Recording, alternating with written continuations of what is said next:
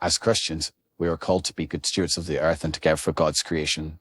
However, the concept of global warming has been politicized and distorted to promote a radical agenda that often contradicts biblical values. Many Christians are now wondering how they can fight back against this fake global warming agenda. The first step is to educate ourselves on the issue. We must not rely on mainstream media or government reports that often present a biased view of the topic. Instead, we should seek out credible sources of information, such as scientific studies and expert opinions, to understand the complexities of climate change. One way to fight back is to promote a balanced approach to environmental stewardship. While it is true that humans have a responsibility to care for the earth, we must also recognize that economic development and human well-being are equally important. We should support policies that promote sustainable development, but not at the expense of economic growth or individual freedoms.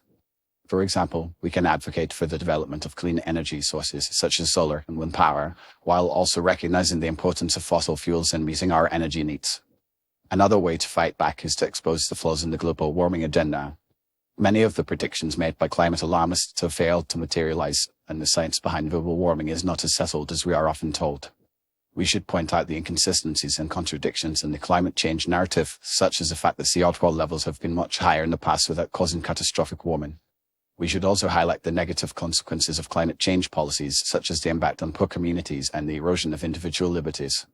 Christians can also fight back by promoting a biblical view of creation care. We should recognize that God is the creator of the universe and that he has entrusted us with the responsibility of caring for the earth. However, this does not mean that we should worship the earth or elevate environmentalism to a religion. Instead, we should see creation care as a way of honoring God and loving our neighbors. We can promote a biblical view of creation care by supporting organizations that work to protect the environment in a responsible and sustainable way. In addition, Christians can fight back by engaging in the public debate on climate change. We should not be afraid to speak out against climate alarmism and to promote a more balanced approach to environmental stewardship. We can write letters to our elected representatives, participate in public forums, and engage in online discussions to make our voices heard. We should also support politicians and policies that promote a balanced approach to environmental stewardship and recognize the importance of economic development and individual freedoms. Finally, Christians can fight back by living out their faith in a way that honors God and promotes creation care.